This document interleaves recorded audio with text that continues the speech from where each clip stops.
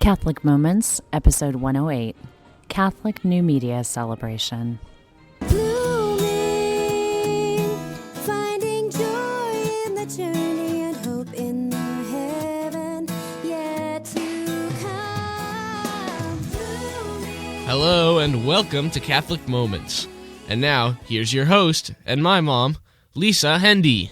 I'm very happy that my first interview here at the Catholic New Media Celebration is with one of my favorite bloggers and a new friend and a blossoming friendship, Jennifer Fulwiler from the Conversion Diary at conversiondiary.com. How are you today, Jennifer? I'm great, Lisa. It's so nice to chat with you. I have to tell everybody that Jennifer actually drove all the way over here from Austin because she is not able to be with us on Saturday, but we were just having a lovely morning together talking about blogging and our faith, and it's been such a great morning. But before we start talking about your blog, Jennifer, I would like for you to introduce our listeners to yourself and your family. My name is Jennifer Fulwiler, and I'm a convert to Catholicism. My husband and I both entered the church in 2007. I was raised in an atheist family, and he came from a Baptist background, and we both basically read our way into the Catholic Church, and we now have 4 children, all under age 5, and we actually have a kind of temporary child staying with us this summer through the KidSave program, which you can find out more about at kidsave.org. So Jennifer has sort of lived an open book life for the last few years on her blog over at Conversion Diary, along with being the mom of, your oldest is 4, the youngest, she's not going to be here tomorrow because she's actually baptizing her baby who's 3 months. But tell us how the blog got started. It actually got started because when I first started exploring religion, I found the case for Christianity to be compelling. The problem was, as a militant atheist, I had alienated myself from pretty much every Christian intentionally. And so I had a lot of questions about Christianity, but no one to ask. And so I thought, maybe there are some Christians on the internet. So I started a blog to basically just find some people who I could ask questions about Christianity of. And it was actually, this sounds so nerdy, but it's true, that it was in large part because of my blog commenters that my husband and I both ended up converting to Catholicism. And if you go to conversiondiary.com and look to the left, I have my archives on the blog. You can actually read my entire conversion was blogged, so you can read the whole thing. What a blessing, though, for people who might be in that process themselves, and I'm sure you hear from them all the time, people who are discerning this for themselves. What types of readers come to Conversion Diary? Is it mostly people who are already Catholic or people who are exploring the journey, or what do you find there? You know, it is a wonderful mixed bag. I think there's more word of mouth right now in the Catholic community, so I would guess that about 50% of my readers are Catholic. I'd say that another maybe 30% are Protestant Christians, and the rest are a mixed bag of other faiths or quite a few non-believers, actually. And those are the ones who, as much as I love the discussions I have with our brothers and sisters in Christ, every single post I write with the non-believer in mind. Because I remember back when I was searching the internet and I had no faith, when I would come across these websites that was one believer speaking to another, they just lost me. I didn't know their terminology. I just didn't know what they were talking about. And I thought, if I ever convert, if I ever figured this out, I am going to make my writing accessible to the non-believer, because I remember how alienated I felt when I was in that place. It's so great that you provide that and that you provide that perspective. I think that that's something that really, sometimes we forget as we become more complacent in our faith, that there are people out there who don't understand some of the phrases that we use or some of the terminology that we use. So are your kids aware of your blogging activities? They're too little. They're aware that sometimes mommy is on the computer, but they're certainly too young to understand. They think you're playing solitaire. Exactly. Yeah, no, they probably think I'm looking at Dora the Explorer online or something. And I know that you're very cautious, as we all need to be, about privacy issues and protecting our children and things like that. Do you think that there will come a point at which, when they're older, that they'll go back and read some of your previous entries, and how do you think that they're going to react to that, and how do you feel about being able to share that with them? That's a great question, and I think now that they're little, it's unfortunately kind of easy to forget sometimes that one day these will be adults who will go back and read this. And I have actually read through my own archives with an eye to that. And I've decided that I'm really happy with what I've written. For example, regular readers know I have been upfront that a couple of our pregnancies actually kind of caught us off guard. And after prayerful discernment with both my husband and I, we decided to go ahead and be honest about that, not only so that the average reader out there will see that, hey, you know what, sometimes you are caught off guard by these very big things, but it does work out, and God does absolutely bless those situations. And so I write about that not only for the just anonymous reader out there who I may not know, but for my own children, that I actually hope that they do go back and read that as they're living out their vocations, that they see that it wasn't all easy for me, and that I did have struggles too, and that when they're of an age where they can understand that, I hope that they're able to gain inspiration and see that, you know, when you turn to God and trust, He does work it out every time. So, if I'm doing my math right, your 4-year-old was part of the conversion journey as well. Yes. Because you joined the church after he was. Is it a boy or a girl? He's a boy, yeah. So, I guess I'd like to know the logistics of how you entered into the church, and was he baptized around the same time? Well, he wasn't baptized until he was 3, actually, and that is kind of a funny story. I've often joked that there's some division in Christianity about adult versus infant baptism, but nobody advocates for toddler baptism, and there is a reason for that. It was one of the most humiliating moments of my life. He threw a screaming fit, and we had to drag him out of the church kicking and screaming, and it was very, very humbling. So he was, when we entered the church, he was, I think, about 2.5. And were you and your husband fairly congruent in your conversion journey together, or was one of you sort of ahead of the other one in terms of wanting to embrace this? He was ahead of me in terms of belief in God. He had always believed in God, and that piqued my interest because he has degrees from Yale, Columbia, and Stanford. I mean, the man is brilliant. And that really piqued my interest because I, as a militant atheist, I had that tired old line about reasonable people don't believe in God. And so he was ahead of me on that, but he didn't have any firm religion. He considered himself a cultural Christian, but he never went to church or anything. And so I began researching, and I said, you know, Joe, I think there might actually be truth here. I think it might not just be we all kind of feel God and whatever, but I think there might be objective truth in terms of matters of religion, and that really piqued his interest. And then both of us, we really just walked side by side right into the Catholic Church because, as many people have discovered, if you actually start reading the Catholic case for their beliefs, you become Catholic. I mean, it is just pretty straightforward. Who were some of the authors that you were reading at the time of your conversion? You know, Mark Shea's book, By What Authority, had a huge impact on both of us. So Mark Shea, fellow Catholic blogger, he had a big impact on us. Scott Hahn. I'm trying to think of who else we were. Certainly St. Augustine and C.S. Lewis, who was not Catholic but had a lot of the similar theology. They were very big influences on us. You know, it's funny that you mentioned Mark. I'm sad that he's not here with us this weekend, but it leads me to my next question, which is, if you have time, I know you're a busy mom with 4 little ones and a busy writing career, but if you have time to sit down and look at blogs, what are some of the favorites that you like to look at? You know, there are a few kind of undiscovered gems. They don't have huge followings, but they're just such treasures. One is called The Philosopher Mom, and I forget the URL. I think you can find all of these in my blog roll. And it's just a mom. I believe she has her degree in philosophy, and she has all the most interesting musings about anything from the writings of St. Teresa of Avila to St. Augustine, and it's always such a pleasure to read. There's another blog called Homeschooling with Joy, which I also link to. Just a small blog, but her musings are always very thought-provoking, always kind of lead me closer to God. And of course, your Faith and Family blog. I really enjoy that, and I love the coffee talk where we can just talk about whatever is on our mind. I always gain a lot of inspiration from you guys. What, speaking of homeschooling, what are your plans for the education of your kids? Have you guys thought about that? Because you're getting close. That's a big question. We are currently discerning. I think that we have decided that for us, we are not going to have our kids in public school. We don't believe that's objectively wrong or anything, but we've decided that that's not the right path for our family. What we're looking into right now is there are some homeschooling co-ops where your kids can go to school a couple days a week. You homeschool the other days. And if we can afford it and if it works out, that's probably what we'll do. If not, I think we're going to just jump into the waters of homeschooling. Great. Well, I'm interested to see how that goes for you. Should be That'll open interesting. some new chapters on the blog. And speaking of Absolutely. chapters, we have to ask about a big project that you're working on. If you can give us just a little preview. I know that your blogging has blossomed into some literary work and that you're at work on a book. And can you give our readers a sneak peek into that? Absolutely. After I had so many people tell me that they had spent hours and hours and hours reading the entire archives of my blog, I decided that I would just throw together some highlight posts to give people a better idea of what my conversion was like without spending 20 hours reading the whole archives. And a literary agent who I'd been in touch with through a different project got wind of it, and he said, no, why don't you write just a memoir? And I think that there might be potential that it could get published. And so he convinced me to do it. His name is Ted Weinstein, fantastic agent.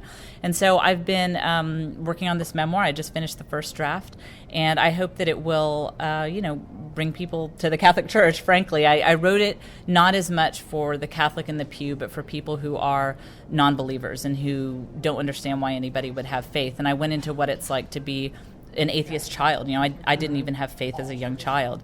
And so I tried to make my writing accessible to somebody who does not currently have faith.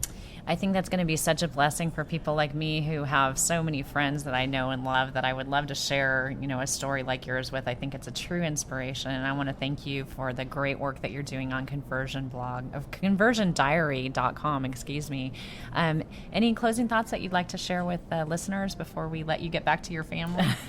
No, I just wanted to say it's been such a pleasure to meet you guys. I wish I could be at work at the conference tomorrow, but just to all of you guys who are involved in the Catholic blog world, whether it's through your own blogs or commenting on other people's blogs, my conversion was due in large part to the Catholic blog world. So I just want to say God bless you guys, and know that every blog post you write, every comment you leave could very well be read by someone who is lost and searching. And so keep up the good work, and just keep that in mind. Always ask the Holy Spirit to work through you, even if it's just a quick comment on someone's blog, because you just never know who's reading. I think that's words of wisdom for each of us to live by, and a good confirmation, again, that what's happening here at the Catholic New Media Celebration this weekend is very important, and it's God's work. And I want to refer you again to conversiondiary.com, the great blog of Jennifer Fulweiler. And thanks for your time, Jennifer. Thank you so much, Lisa. We're here at the meet and greet for SQPN's wonderful Catholic New Media Celebration, and I'm with my first interview guest of the night, Helen Fountain from the Catholic Company, and I'm very excited about a new project that they're sponsoring for the Year of the Priest, and I've asked Helen to let us know a little bit more about it. Tell us about this great project that you guys have going on. Well, we're really excited, first of all, that the Pope has designated this as the Year for Priests, because our priests really need to be lifted up, and we need to be reminded of how great they are. And they take a lot of beating a lot of times, and so many of them, they just don't deserve it at all. And so we're really excited about it. So we have created a contest, if you will, to promote the Year for Priests. And all people need to do is submit a 3-minute video. And you can go to incrediblepriests.com. And nice URL, by the way. I love that one. It's wonderful. And the contest is called Incredible Priests, Incredible Stories. So we want to hear a story about why, your priest, how your priest has touched you, what he's done in a particular way, how he's impacted your life, and how, what outstanding service. It might be a priest that you don't know personally, but one that you know of, and he's just, really exemplifies the priesthood and how special it is. For example, Father Karapi, probably many people will notify you of his excellence, so I'm sure Absolutely. There are lots of people that people can think of. Now, I know it's not about the prizes because we're all winners because we have these wonderful priests in our life, these incredible priests, but you do have some generous rewards for people who are participating, for the ones that are the selected winners. So tell everybody what they might be aiming for, along with rewarding their priest with their great feedback. Right. We'll have monthly winners, and we'll actually have a total of 20 at the end of the year. So it's one per month plus extras. And the monthly winners, the entrants win a $100 shopping spree at CatholicCompany.com, and the priest also as well that's submitted. And the grand prize winners at the end of the year, which are voted on by judges and by also the public can vote on them as well. The grand prize winner wins a $500 shopping spree, and the priest will win an 8-day tour of Rome.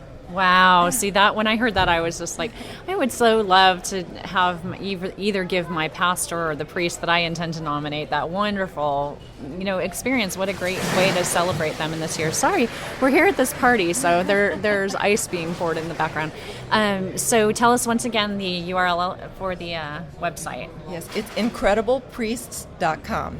And while you're over there, head over to thecatholiccompany.com, one of my favorite websites as well. And I want to thank you for your sponsorship of the Catholic New Media Celebration. We couldn't be doing this without you. And best wishes to you for all that lies ahead in the year for the priests. Thanks, Lisa. We appreciate it. I'm enjoying being here at the meet and greet for the Catholic Media Celebration, and I'm so happy to have gotten to meet a friend that I've known online for several years, Ian from Aquinas and More, and the summer reading program. And I want you to tell us a little bit more about those. But before we do that, why don't you introduce yourself to the listening audience? Hi, Lisa. Good to meet you in person. Seen your little picture on Twitter and stuff for years. It's nice to really meet you live. I am the owner of Aquinas and More Catholic Goods. And my wife and 8 kids unfortunately couldn't make it here today, so it's just... But thank you, Paula, for sharing him with us. That's right. So we've had the store for 6 years, and we're doing a lot of other projects now. So I have to ask you, is it an actual physical store, too, along with the online store that you have? Yes, it is. We've got about 1,200 square feet of store in Colorado Springs. We thought that it was important to have a physical place where people could come in and look at stuff as well as see it online. So that's great. And tell everybody the URL of the website in case they want to visit. The website is AquinasandMore.com. Okay. So you guys do something very special. You've been doing it for the last few years, this Catholic Summer Reading Program. Introduce that program to us and tell us a little more about it. 2 years ago, we started this. One of my employees used to work at Borders and was a manager there and said, there's nothing in the Catholic market like they do in Borders and Barnes & Noble for summer reading. Why don't we do something for the Catholic audience? So we started up this program online where we would pick a list of 10 books and ask people to pick their favorites, and we'd create study guides for them and create resource kits for parishes and other groups that wanted to download the study guides and set up study sessions in their parish or their local Catholic bookstore. And it's been great. We get people to vote on the best books of the year. Last year was Pope Benedict's book, Jesus of Nazareth. I think he had an advantage. I think he did too. It is an excellent book. This year, and actually I forgot to announce this on the website before I left, so this is the first time I'm mentioning it. The winners this year are The Confessions of St. Augustine, Fulfillment of All Desire by Ralph Martin, and The Angels and Their Missions, which is an older book republished by Sophia Press. Oh, great. And who's the author of that one? I can't remember off the top of my head who that is. But we were really surprised that The Confessions was the runaway winner of, for summer reading. I would have expected some lighter fiction to have won, but not this year. So amazing. So how can people find out more about the program? You can get information and downloads at CatholicSummerReading.com. And we also have a kids' coloring sheet that they can fill out and write in what books they've read and send in to us for a prize. Oh, that's great. So as you're going to the library maybe during the summer and doing your little books there, you can be doing that as well. So I know a lot of the moms out there do that.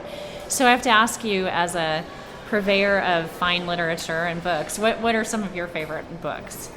Let's see. I'm a big fan of liturgy books, so anything that has to do with liturgical history, I've read through a lot of stuff from Ignatius Press. I also like Catholic fiction. I read Strangers and Sojourners. I know that came out a few years ago, but that really was such a good book about living out in the wilderness and the changes in small-town life, and I kind of relate to that. Right? Michael O'Brien wrote that. Okay. So, but right now, with running the store and running a family, it's I don't get as much free time to read as I used to. So audiobooks, maybe. That's right.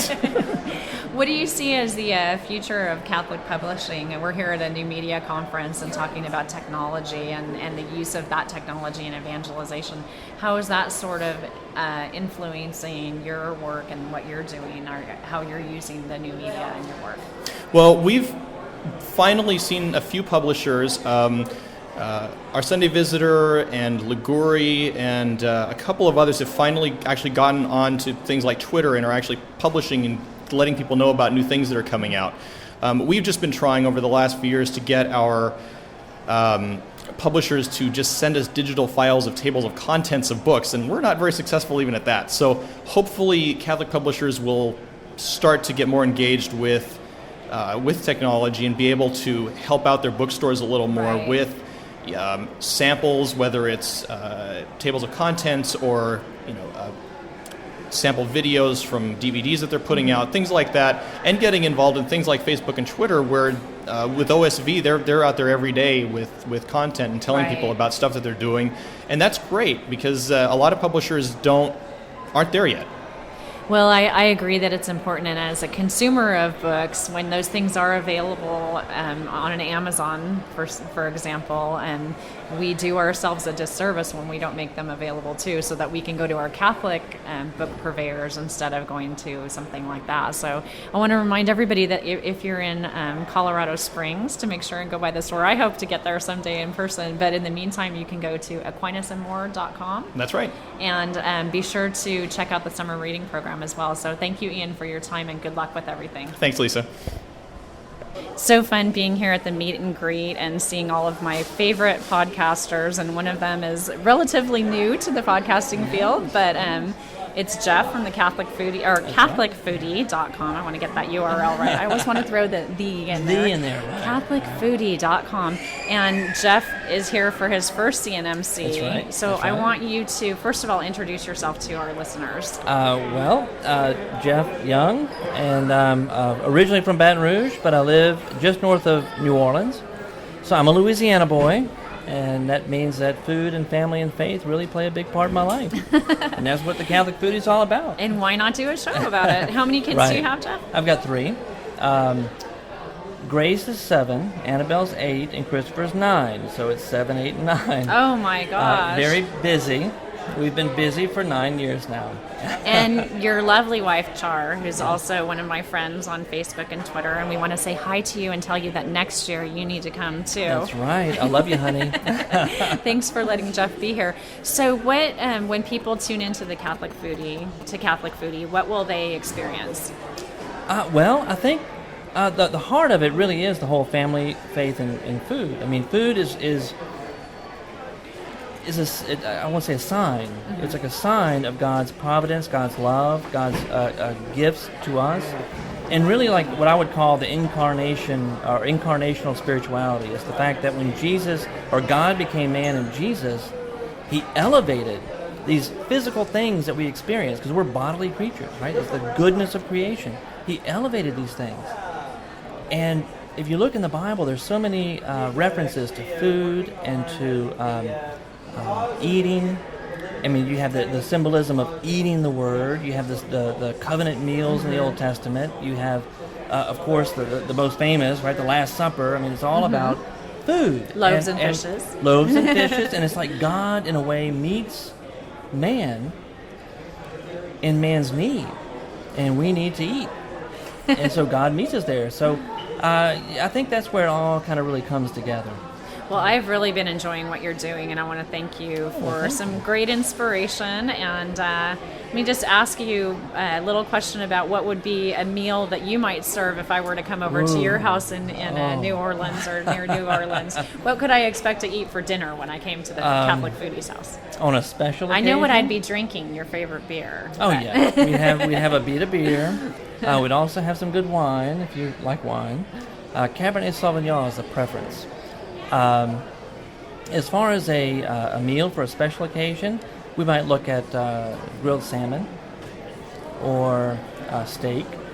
Or if you're really special, someone like you, we might even do lobster. Ooh, I do feel special. Unless, of course, it's the summertime, we'll do crawfish. Well, that sounds good, and I'm going to take a rain check. I'm inviting myself over for dinner. Anytime. Well, Jeff, it was great to meet you, and you guys can visit Jeff at CatholicFoodie.com. That's right. Thank you. Thank you very you. much. The main reason that I wanted to come to San Antonio was because I heard that one of my favorite authors, writers, speakers, and moms was going to be here.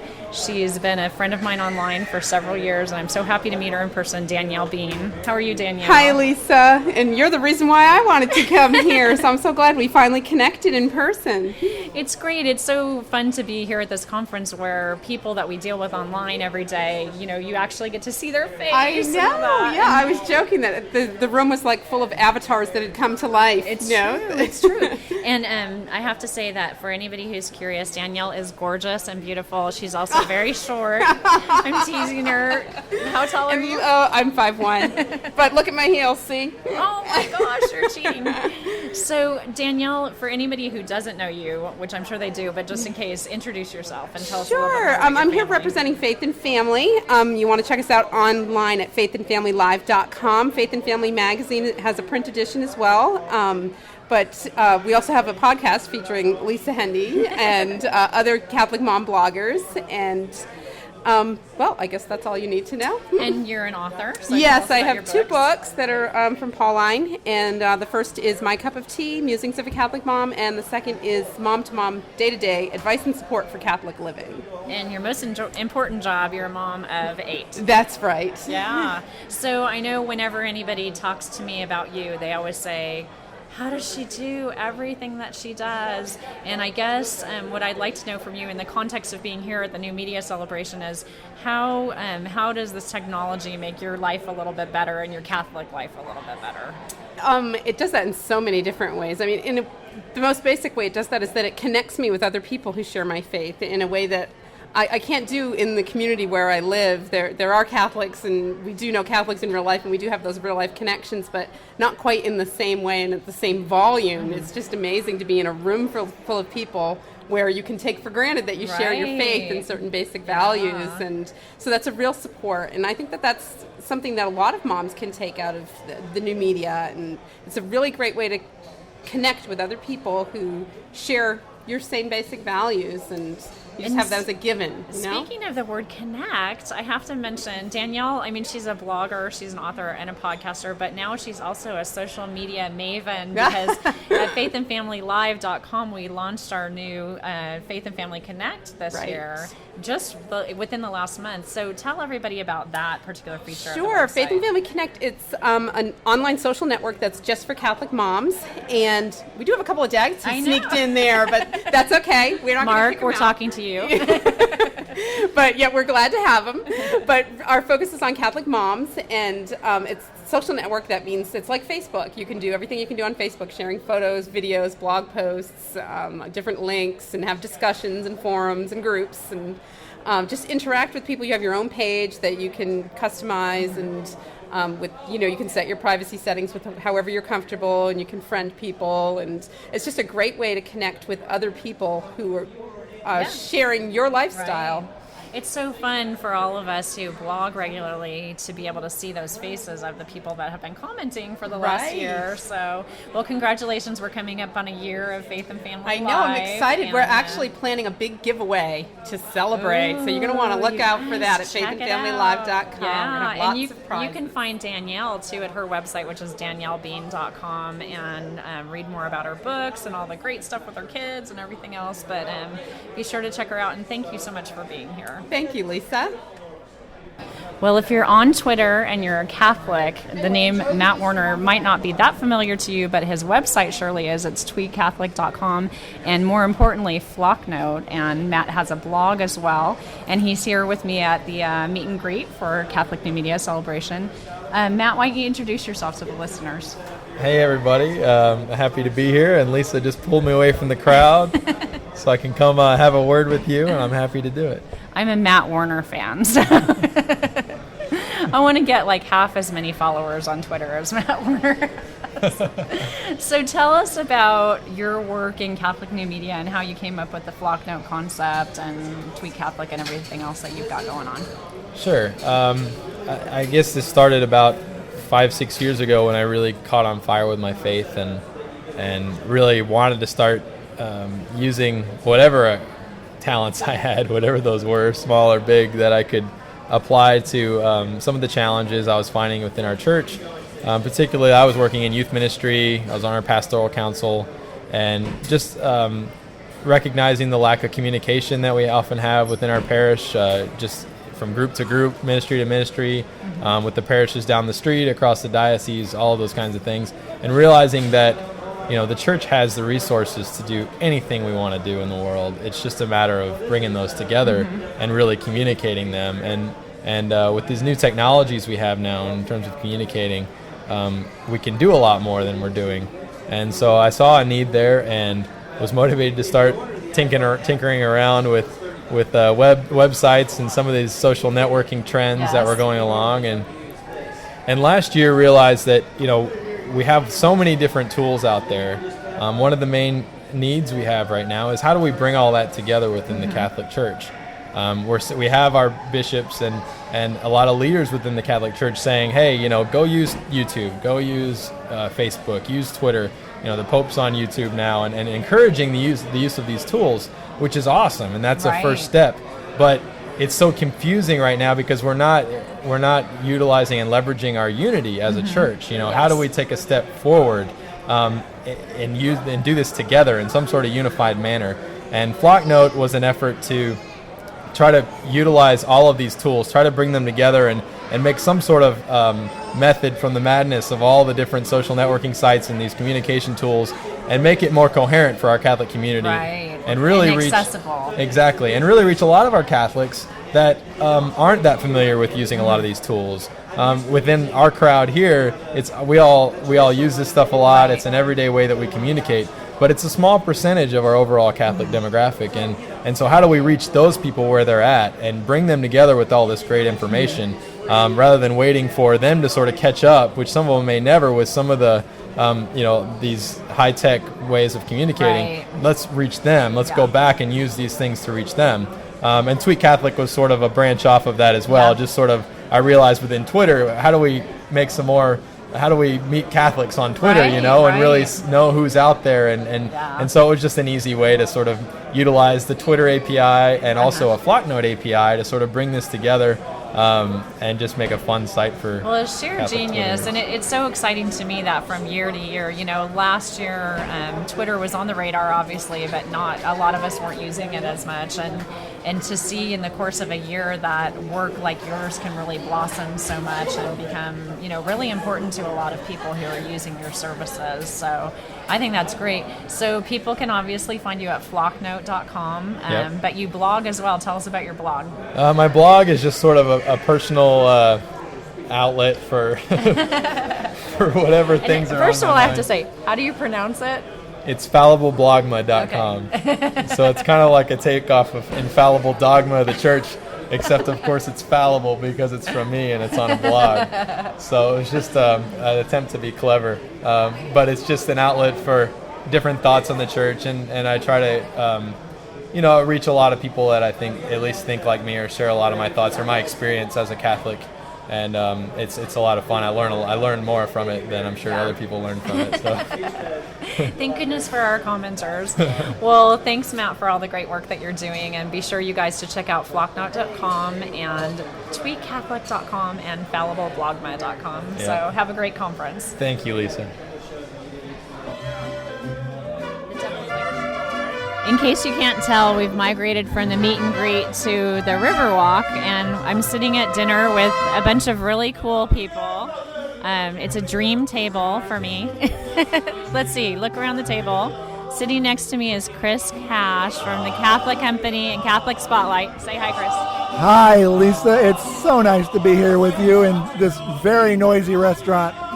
We're being serenaded. Actually, a nearby table is being serenaded by mariachis.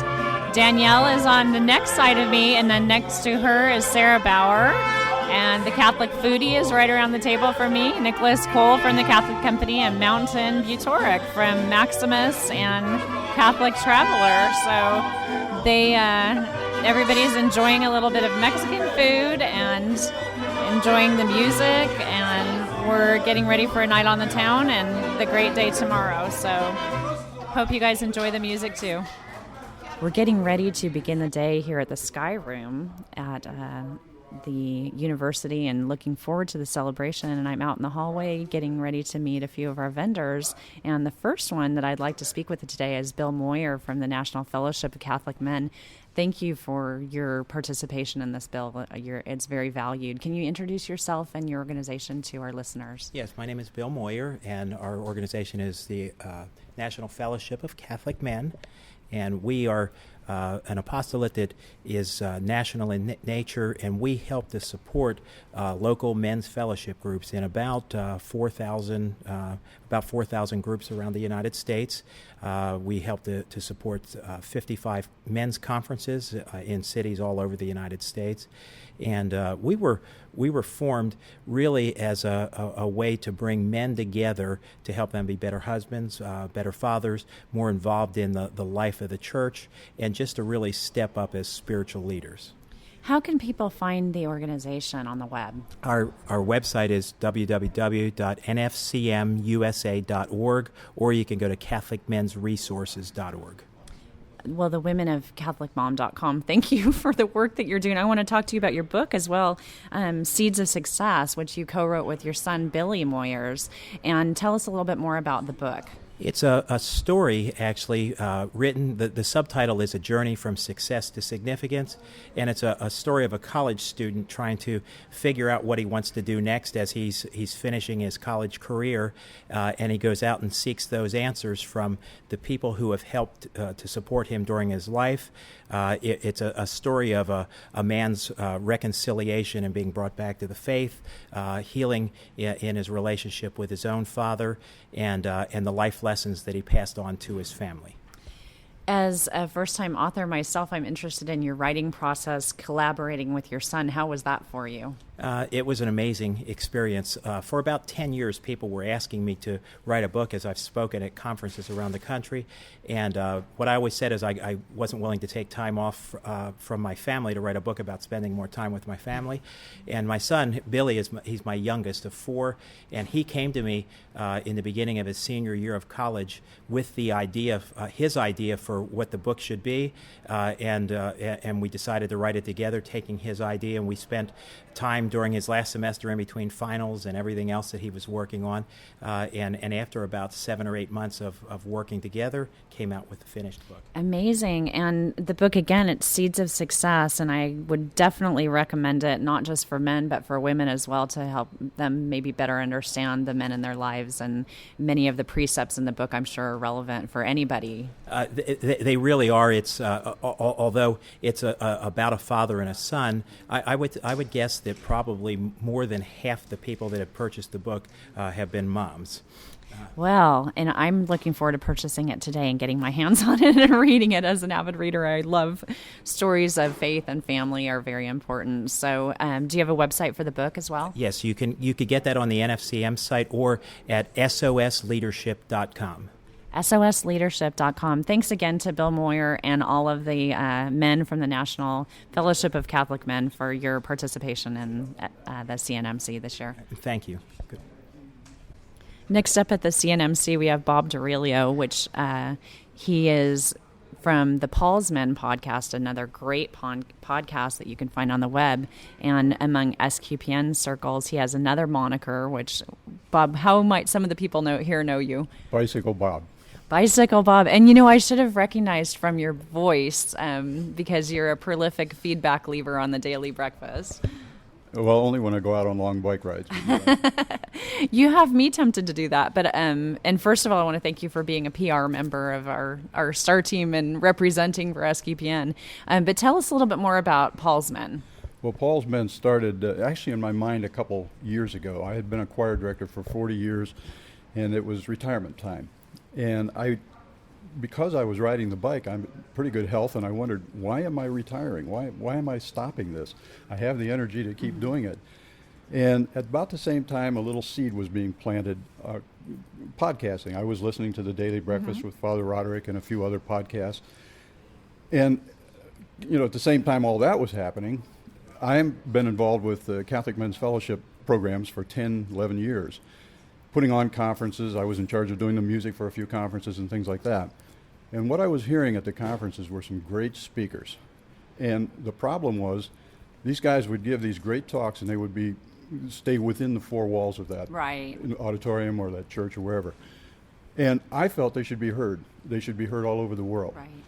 And the idea of the podcast, and I have a segment called Conference Echoes, and that's the speakers. And the neat thing that's happened is, at this point, listeners are starting to send me CDs of talks that they heard at conferences that they managed to get a hold of. So it's all very exciting, and it's been growing. Now, where can people find you on the web? We're at www.paulsmen.com. Okay. And for all our listeners out there, I want to say that Paul's Men is not only for men. Women, I listen to the show, and don't not visit it because you're not a man. You'll enjoy it. I'll start a women's section. Get my wife. Yeah, but it's just like CatholicMom.com. A lot of my visitors on the website are actually men, too. Yeah. So I think faith and family issues are relevant regardless of your gender. Yeah, I'm one of them, and I really enjoy your interviews. Well, thank you. What's ahead for you after the conference? What are you looking forward to in the year ahead with new media? Well, we're working on 2 new segments for the program. One of them will involve men giving or sending in CDs of their own story, their own testimony or witness. I don't know the difference between a testimony and witness, so if any of your listeners can help, mine haven't helped me. The other thing is we're working on a segment that for the moment I'm just calling it Ask Father. And in that we will ask questions that are somewhat pertinent to men. For example, you go to work and there's everybody, you work with great people and all that, but somewhere there's one guy in that place that's very foul-mouthed. What do you do about it? And guys run into that. Yeah, I know. That's a terrific segment. I think it'll be very popular. A lot of people have questions that maybe they're not comfortable asking their own priest. That it'll be a great venue for that.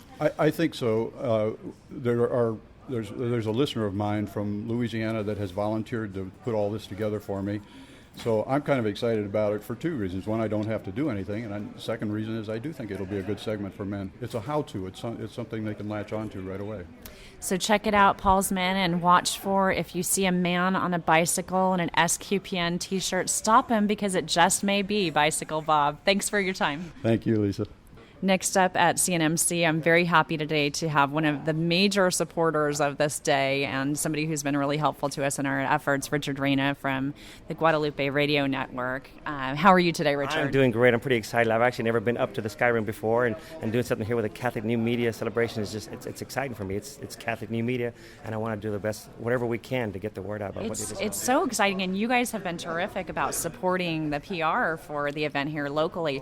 Tell us about what you do at Guadalupe. I'm actually the general manager for the 2 Catholic radio stations that we have here in San Antonio. We have an English station and we have a Spanish station. The English station is 100,000 watts, which is the largest you can get with an FM station. And the Spanish station has around the same coverage area. But it's making a huge difference, and I'm glad we were able to interview most of your speakers from today's celebration, get the word out, because some of our listeners don't quite know anything about. Right, don't necessarily understand what all this new media and we want is. to make them sure that they understood. You know, it's not just radio. It's internet, it's podcasting, Facebook, all the different media outlets out there. Use them. They're there for spreading the gospel. So. I want our listeners to know that even if you're not in Texas, you can listen to Guadalupe Radio. During the week this week, you had Father Roderick on, and I was able to listen from my home and call in from California. How can people tune in if they're interested in hearing this show? Go to our website at www.grnonline.com, and then there's a little listen live icon. Click on it, boop, and your computer becomes a radio. And there it is. And their programming is live, and I'm assuming that you have a whole bunch of different types of shows. Yes, we do. We have, we have the news from a Catholic perspective, in the morning, and then you have Teresa Tomeo. We've got Al Cresta with Cresta in the afternoon. We have shows for stay-at-home moms. We've got apologetic shows, teaching shows, Father Karapi, on and on and on. And there's a show out there for everybody, but not every show is for everybody. I say that right. It's wonderful that you have such a strong signal, and I want your listeners not to take that for granted, because I live in an area that's a big area, but we have a weak signal. So I think it's terrific that that your programming is available online as well. I believe you have Immaculate Heart Radio is out in California. Yes, and it's wonderful. It's a great resource. But not quite as strong of a signal as you. Not yet. So hopefully they're working on that. Yeah. But what are you hoping from today's experience? I'm hoping to increase my knowledge, like Patrick Madrid said when we interviewed him about a week and a half ago, of all the different media outlets and different ways to do things, and more faster, more efficient, and continue to spread the teachings of the Catholic faith out there and get people to understand and learn more about our beautiful Catholic faith.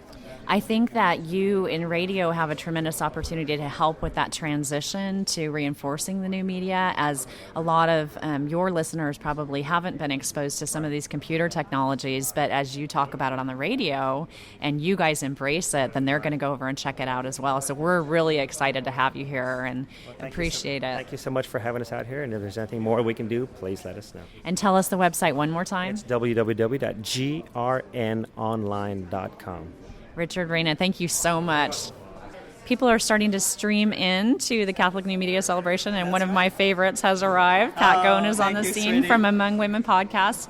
Introduce yourself. Oh, hi. Yeah, Pat Goen here from the Boston area, here to be part of this great celebration and hopefully meet some new podcasters and get some new ideas to develop among women in a better, stronger fashion. Pat is a success story, I think, from last year's Catholic New Media Celebration, and something that shows the fruit of what this conference can do, because you have a little baby podcast that's growing into a teenager now. That's right. It's in its teens. Tell us about how you started the show this year. Well, for a long time I've been a writer on a lot of different Catholic topics and teaching different aspects of the Catholic faith. And also, I've been in women's ministry for 20 years, running support groups, Bible studies, different forms of encouragement for women to grow in their spiritual lives. And it occurred to me that perhaps I should link that passion I have for adult education as well as for women's ministry in a podcast. Coming here last year gave me a lot of inspiration and encouragement to just try it. So it took me a few months to kind of pray about it and find the right format. And to find the right niche, Catholic Mom and the Catholic Moments podcast really covers family life and marriage and things in a beautiful way. So I didn't want to duplicate that. Mm-hmm. I also saw other podcasts that talked about families and day-to-day living. So I was trying to go in a direction of women's spirituality in a broader way, to find a voice for women who are just trying to live out their faith in a day-to-day life. Mm-hmm. Women in the pew, women who have theology degrees, women who have something to say to the world about Jesus and the gospel. So that's what I'm trying to do and pull it together. We're only on episode 14, so like I said, we are a teenager. But you came out of the gate so strong, Pat, and I have to say that, I mean, I'm a big fan. You know I've always been a big fan of yours, especially your writing, and I'm waiting for my autographed copy of your book when it comes out. But it's just so neat to me that the work that you do in putting your podcast together is very apparent, and I know that you spend a lot of time probably researching beforehand, right? Oh, most definitely. And I have to say, it's actually going back to kind of an old love of mine. Many years ago, before I had my children, I worked in radio professionally for many years. And I did everything from being on air to writing programs to writing jingles, commercials, and that sort of thing. And for me, that side of things is fun. It's creative. I love that piece of it, the actual production of it. The hard part for me was learning how to do it in the digital age. Right. Because when I got my training many years ago, everything was still analog. We worked with tape. Remember tape? Yes. Now everything is learning how to record with digital files, and it's a whole new editing process. So that was what was daunting. That was what was holding me back. So I had to kind of take some time out for that learning curve before I could even dare to, upload something to the web. Well, the product is great. Again, it's the Among Women podcast. How can people find it? We have a homepage, amongwomenpodcast.com. Certainly you can search iTunes for Among Women as well, and mycatholicvoice.com. All three of those great resources, and thanks again, Pat, for your podcast, but especially for your friendship. Yeah, Lisa, I feel the same way. I really have looked to you for a lot of advice and counsel and inspiration over the years, and I feel like this is a collaborative thing that we're doing here this weekend, and I'm just so grateful for your support, and I just want to tell you I'm a fan of yours, but it's better to be a friend. I agree. I'm so excited to be at the Catholic New Media Celebration, and one of the big reasons is that my all-time favorite Catholic recording artist is here to perform for us in person this afternoon, Sarah Bauer. Sarah, introduce yourself to our listeners. Hi, listeners. I'm Sarah Bauer. Lisa's my number one fan, and I'm her number one fan, and it's delightful. I'm sure lots of people think they're your number one fan. And with Sarah as her spouse, congratulations on your first year anniversary. Thanks. Chris Sansone. And Chris, tell us about this partnership and Sarah's music. I'd love to hear you describe it. That's a very good question. She just totally shines her light, and she captivated me from the first time that I heard her, and she said that she wanted to do this, wanted to go full time and try to be a Catholic recording artist, and I just asked, let me know how I can help her, and 6 years later, however long it's been, married, and 3 albums later and stuff. And I wish you guys could see them because they are just the cutest couple. I just have to say that. But Sarah, as a fan of your music and a fan of your songwriting particularly, I want to know what inspires you to write the songs that you've written? That's a good question. These are good questions. I think a lot of it, is from prayer and just kind of internally, like I feel like there's always been a theme kind of what God's doing in my life and what God's teaching me, and so I think that's kind of the theme, if you will, is the main way that I'm moved and motivated. And a lot of it though is from like relationships, friendships, conversations, different things that friends are going through, and just being able to find time and sit down and express that in a song. And listen to that voice that's out there speaking to all of us. I think you tap into it really well. Thanks. For a performance like this, where it's not necessarily the normal venue that you experience, what are you excited about today? It is going to be really different. I think it's going to feel very intimate and very hopefully just I can be an encouragement to what everyone else is doing. So I'm excited about that, and I think it's going to be very low-key as well. Just I'm used to... Except for the crazy lady in the front row who's going to be singing along with you. Totally welcome to sing along. 10-year-old girls do it, you can do it too, for sure. I'll put on my princess t-shirt. So what's in the year ahead for you? What do you have on the books for this year? What do we have on the books for this year? Personally, I know that you guys are recently sold a condo and getting solidified as newlyweds. So. Yes. So personally, we're just kind of getting our feet on the ground with that kind of stuff. We're really hoping to come out with a new album within probably the next year. We're hoping to record within the next year. So I like to hear that. Yeah. So we're working on some music, and we're actually doing some co-writing with some of our other band members, and it's been really different and really fun. So great. Hopefully we'll be able to explore that more. One of my favorite things is the video of you singing Radiance. And I think that there are probably maybe some of those people are in the video as well, the one where you're in the house. Yeah, singing. Absolutely. Some of them are there. We've gone back and forth with different musicians. Just people's schedules and stuff. Sometimes it works out and sometimes it doesn't. But we've got a pretty core group of 5 guys now, and so we're just enjoying songwriting with them. Cool. You would enjoy knowing we met our amazing drummer at the Mac store. Oh, then I approve of him. He sold us our MacBook, and now he's our drummer. He's fantastic. It's probably a good person to have on the team too. Somebody who's so prolifically familiar with computers. So how can people track you down on the web? My website is sarahbauer.com. I'm also on Facebook if you'd like to add me as your friend or follow me on Twitter. But sarahbauer.com is kind of the most. And I want to ask Chris if people are interested in booking Sarah for their parish or event type of thing, what's the best way for them to get in touch with you? The best thing to do is just to email booking@sarahbauer.com. That way one of us will take care of it. We're pretty much a mom and pop store, even though there's no little bambinos yet. So yeah, just write us there at booking@sarahbauer.com, and one of us will for sure write back. And I know that Sarah has a tremendous ministry in going out and doing these types of appearances, so you definitely want her at your parish or an event that you're having. We're so happy to have you here today, and I want to thank you for your time. Absolutely. Thanks, Lisa. Our top keynote speaker this morning is with me, Father Dave Dwyer of Busted Halo, and you can find him on SiriusXM and also the Busted Halo cast. How are you today, Father Dave? I'm very well. I am chronologically first. I don't know if I'm top.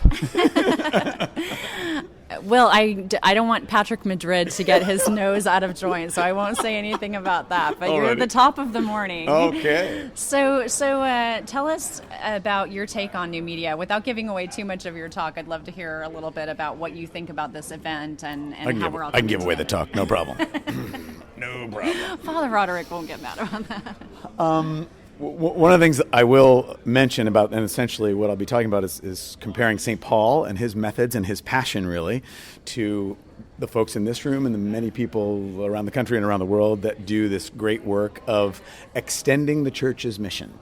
Because the church, as much as we love our hierarchy and our bishops and our parish councils and all that, is much more than that. And I think we are seeing that more in the last 10 years than maybe in centuries. That really people like yourself and all the folks that are doing stuff, whether it's Twittering or podcasting or whatever, are really pushing the church beyond the borders of the stained glass and the doors at the front of the church. And so I think one of the things that Paul did was that he really was not satisfied to only have the churchy types, the pew sitters. He really it was his mission. He was the apostle to the Gentiles, so the non-believers. Right. And yet everywhere he went, he always started in the synagogue. I mean, he doesn't just kind of turn his back on the church. And I see in this room and gathered here today at this conference people that have learned how to live with one foot in each, and we embrace culture, and it's Christ in culture, and taking the church. One of the things, certainly as a Paulist father, I see my mission, and I would certainly share that mission with many of you all who do new media, is one of translation. We need to translate the language of the church into the language of the culture. And sometimes that is a Catholic mom with a recorder and something in her ear. And sometimes it's somebody, I met somebody last night who is a Catholic school teacher, and she's all about the Twitter. And we need, and the translation needs to go both ways. Yes. The church, who is very good at speaking the ancient language of the truths that do not change, the form in which we communicate the truths does. And the founder of our religious order, the Paulist Fathers, Father Isaac Hecker, was very much about old truths in new forms, and we always have to be looking for the new forms. And last night, just kind of meeting some of the folks that I'd never had a chance to meet before and talking about some of the things they do, I realized that practically every week there is a new form, a new way to communicate the gospel, the tradition of the church. And there's, long before bishops or popes or cardinals find out about something like Twitter or Ustreaming or anything like that, you all are really right there on the forefront. Pushing the envelope. Yeah. So as a mom with a microphone, I do feel affirmed by your words. And on the show, on your Busted Halo show, you've got people who are not necessarily, mainline Catholics who are questioning the faith and coming to you and hearing the message that you share. So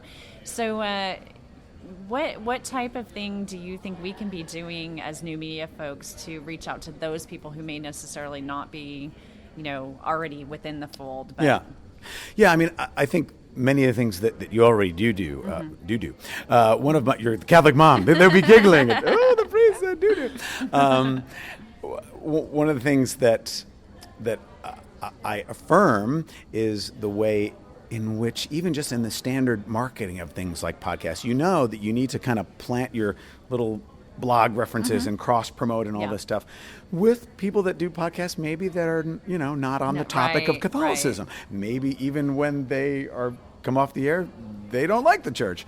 And I do that too. We've got 100 and some odd channels at Sirius Satellite Radio. We're all on 2 floors of an office building in New York City. So I walk around in my collar with mostly young adults, people from, the the Cosmo channel where they're Yes. talking about women We and have sex. them on all the time. Exactly. The folks at the Gay and Lesbian channel have invited me on, and people have called into that show and said, I just really got to give you props for having the courage to come on this channel. And then later on, when I'm doing my show, people tune in and go, I heard you on one of those other channels and I wanted to check it out.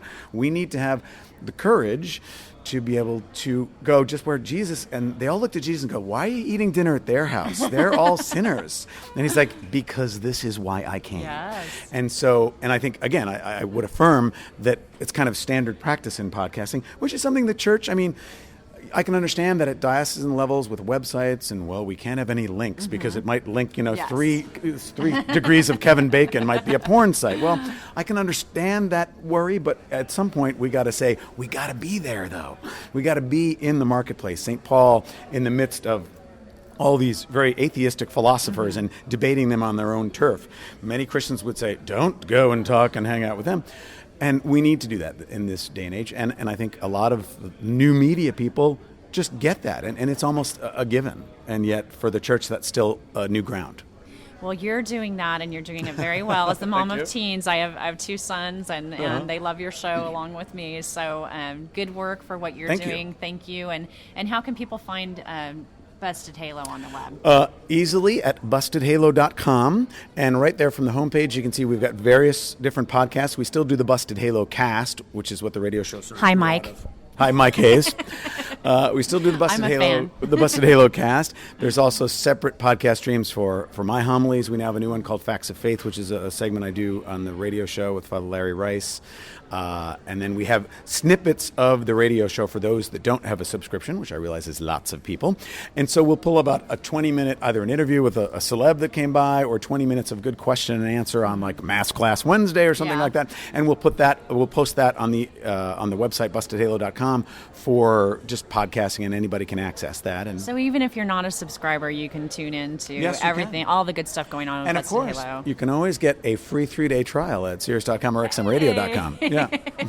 They'll be happy that you mentioned that, Robin. He remembered that. Speaking of new media, the number 2 downloaded free app at the iTunes App Store is the SiriusXM app for iPhone and iPod Touch. So now they're getting like a whole new audience of people that's like, well, I don't have a car, I don't want to pay for that. It's cheaper for the internet subscription. You can carry it wherever you go. So we're getting some more listeners. So there you have it, folks. Yep. Check out bustedhalo.com and SiriusXM.com. Yep. And thanks so much to Father Dave for being here in Texas and for all the great work you're doing. Thank you. Here at CNMC again this morning with Fred from Relevant Radio here in Austin, Texas. How are you today, Fred? Fine, I'm doing just fine. So tell us about why Relevant's here today. What are you hoping to get from the day? Well, Relevant Radio, of course, is a nonprofit Catholic radio network, and we are getting more and more involved in internet-based things. All of our stations have a website with banner ads and things of that nature, and what we found is that radio advertising, or what I call them audio drivers, to websites really do work. It gives that website credibility. You stumble across a website by accident on the internet, you don't know whether to click on that or not, because you don't know what you're going to get. Whereas on ours, it gives it a credibility. Plus, a lot of websites are hard to remember, hard to figure it out, whereas all day, every day, we're hammering our website. They just go to our website, click on the keyword that we give them in the keyword search that we give them in the ad, and it goes right to whatever page on your site So you if want. Catholic Mom wanted to advertise on Relevant Radio, then you would have keyword Catholic Mom or whatever, Or and they'd just- head right over to me. Mom. Mom. Make it easy. Yeah. I like that, Fred. How can people find you on the web? Well, just relevantradio.com is the network-wide website, and it actually takes you to a page that lists all of our stations. You could click on individual stations, and that's for listeners or people who want to listen to a particular market area. I've got priests in Rome listening to the Austin station. That's so they terrific. click on the Austin station. They can so if there's something that somebody is interested in within a particular geographical area, they can find that through the website. Right. We have local diocesan news, diocesan events, and things of that nature. Like we just, our bishop in the Diocese of Austin is just been assigned to be the Archbishop in New Orleans. Mm-hmm. That was big news, and we got it on the air minutes after it was announced. Wow. So and on the website basically with minutes too. So it's a good format for Catholics in those local areas, but also the network wide. I mean they have a lot of stuff. Tremendous website, interactive website, and all our programming is interactive. It's all call-in interactive or email-in questions from morning drive through evening drive. So if you're interested in one of the shows that you hear, whether or not you're living in that area, you can call in and participate via phone. You can call in and participate. You can listen to live streaming online and email in a question and things of that nature. We've gotten email questions from Japan and South Africa. I know what they're doing up that time of night and listening on the internet, but they are. Well, if you need a little bit of Texas in your life, check out Relevant Radio. And thanks again for being here, Fred. Good. Thank you, Lisa. Very happy to have found a little quiet place to spend a few moments with one of my favorite Catholic authors and speakers, Patrick Madrid, who's one of our keynotes for the Catholic New Media Celebration. And Patrick, I want to thank you first of all for being here and ask you to just briefly introduce yourself to our listeners. Well, first of all, thank you, Lisa, for having this little interview with me. I appreciate it. We're here at the SQPN Media Conference, Media Celebration, and I have to say that by way of introduction, I am pretty much a representative of old media for the most part. About the oldest media possible is books. I write books, but I also do a radio program on EWTN's Global Catholic Radio Network. It's called Open Line. Mm-hmm. I do the Thursday edition of Open Line. I have a presence on Twitter and Facebook, and I'm kind of moving into those areas as well. But my main occupation is the director of the Envoy Institute of Belmont Abbey College, and there's a little propaganda here that I'm sure that you took with you earlier. I publish Envoy magazine, and we are set up to try to help Catholics understand how to better explain, share, and defend their faith. I'm married to lovely Nancy. We have 11 children and 6 grandchildren. Number 7 is on the way. And so when I'm not being a dad and a husband, I write books and publish a magazine. It sounds like you probably spend a lot of time being a dad and a husband. You kind of have to, yeah. Our children range in age. Our youngest child, Stephen, is 8, and our oldest son, Jonathan, is turning 28 soon. And so we have 5 of our children who are now grown. 3 of them are married with children of their own.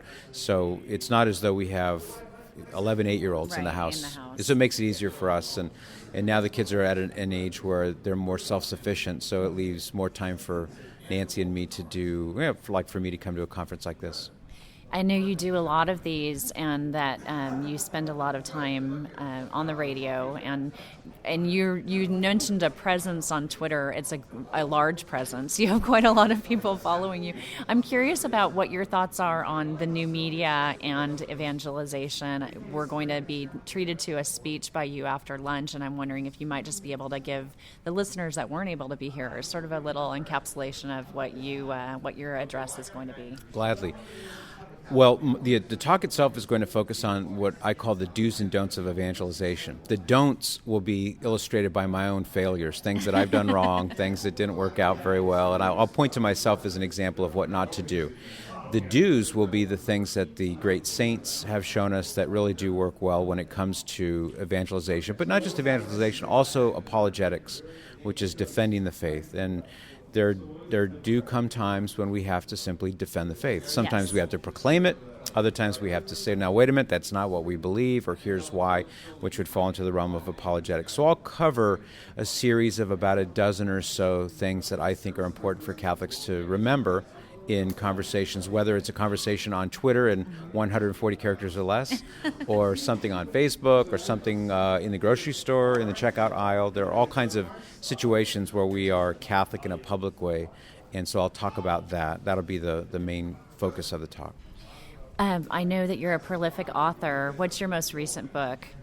Most recent book came out, I guess it came out last September, October of 2008, and it's a book called 150 Bible Verses Every Catholic Should Know. That was published by Servant Books. And I've got a couple more in the works, and hopefully if I can find the time to do them, I hope to have at least one finished before the end of the year, and then the next one finished by springtime next year, God willing.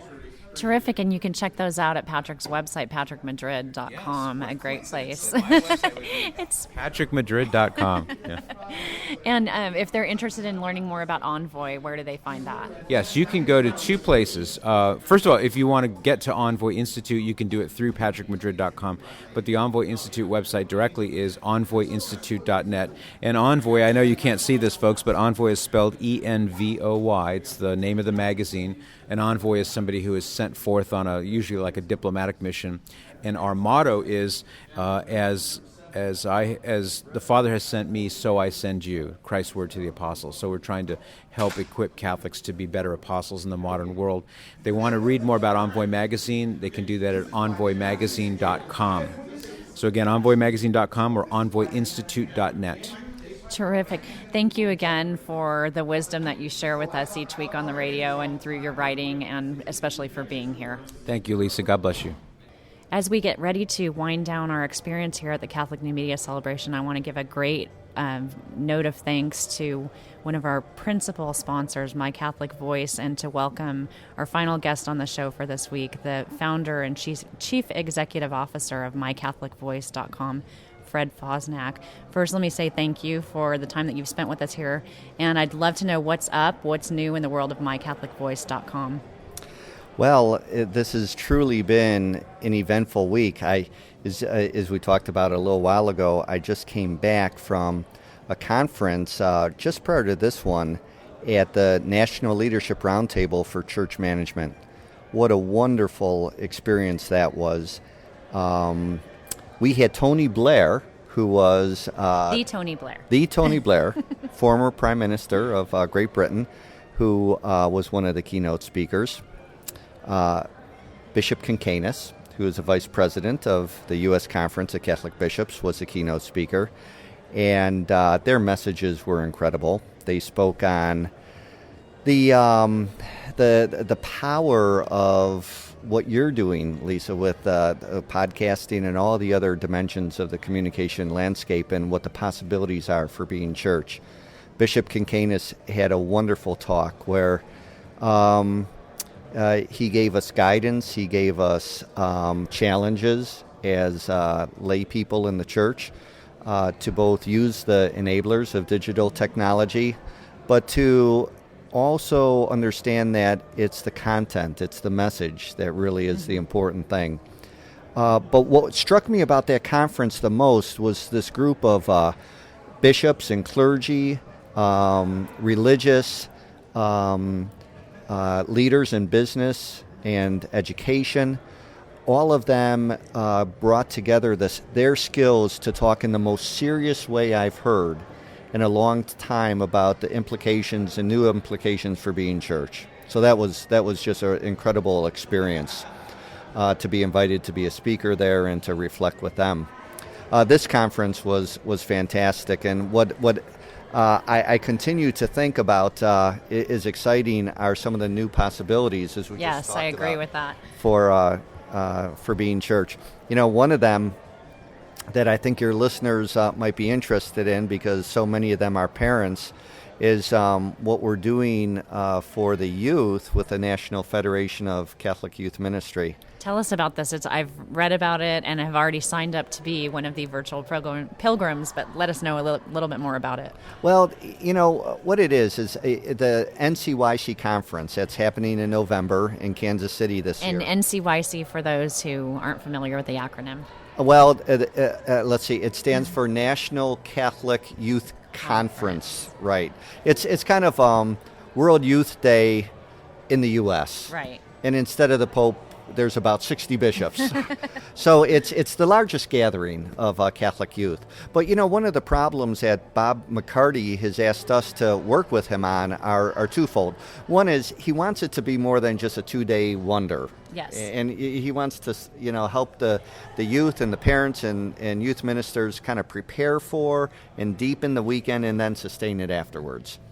The other thing he wants to do is involve the parents in a way that they can't, that they're not able to ordinarily get involved in. Right. And then third, he wants to be able to have the message delivered in more natural ways for what we call digital natives, yes, is digital immigrants.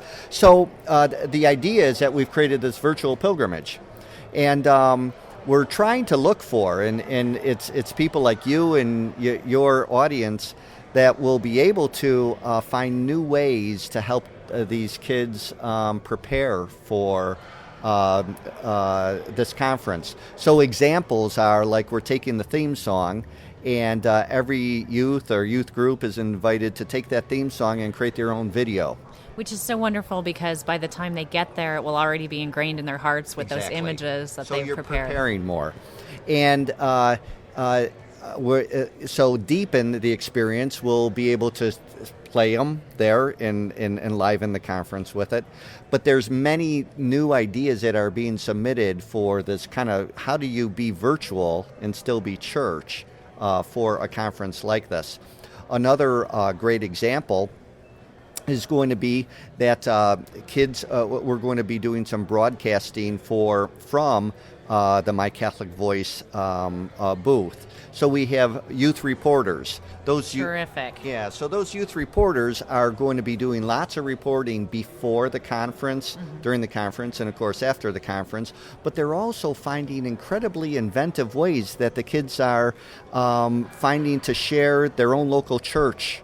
So they're planting geocaches. Oh, I love that. That's about terrific. The sacred sites in their towns. Oh, fantastic. Okay, and then they're connecting around them before and after the conference by saying the sacred sites. Now, the sacred site isn't just the cathedral.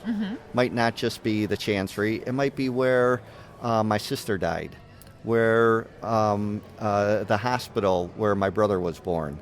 It might be where my mother really told me this was where she met the Lord on the beach. Wow, what a blessing. And it turns the conference into, we talk about the long tail, but something that's not just a 2-day experience, but something that they anticipate so greatly and then that they take home and transition into ministry in their own ways. Right, that's right. And so we're inventing this, right? This is really the first time that this is being done in a serious way. People can go to My Catholic Voice and just give your idea on things to do, the virtual pilgrimage, by clicking the feedback tab on the right-hand side. Give us your ideas, and we're aggregating all of those into the NCYC virtual pilgrimage. So you guys can be part of the creation of this wonderful effort to use, again, new media technologies to evangelize the world, and particularly the future of our church, our youth. And one of the things that Bob is most concerned about is that we focus on how to involve the parents. Yes. And what do the parents need before, during, and after? Would you like a webcast of the conference? We're going to be doing that. But if that's not the best way to be prepared and experience and participate in this, let us know what it is, okay? Because what those tools are that you might need to dialogue with your kids before, during, and after. Right. Terrific. Might be the iPhone app we're creating for tips of parenting your teens, or it might be a special email. However you want it, that's what we're going to be trying to do. So you guys need to be keeping your eye out on mycatholicvoice.com. And again, I want to say a huge thank you to Fred Fosnack, the CEO and founder of mycatholicvoice.com, for your support of this event and for all that you're doing to bring the faith to our church. Thanks so much, Lisa. God bless. Well, as I get ready to jump on board the plane here at the San Antonio Airport and head back to California, I want to thank you for coming along on the ride to the Catholic New Media Celebration. As always, I'd love your feedback. You can call me anytime at 206 339-9272 and simply leave a message for us. It's pre-recorded. And share your voice on the show. We'd love to hear from you. You can also email me at lisa@catholicmom.com. Be my friend on Facebook or follow me on Twitter, Lisa Hendy. Would love to hear from you guys. Your voices and your contributions really make the show. And I want to thank again our sponsors. Hope you'll visit them. And thanks again to all of the speakers at the celebration and all of you that I was fortunate enough to meet and spend time with. What a great thing. We'll also have links to my photos from the Catholic New Media Celebration in case you want to check out what was happening in San Antonio. So until next time, I'll see you soon, everyone. Bye-bye. SQPN, leading the way in Catholic New Media.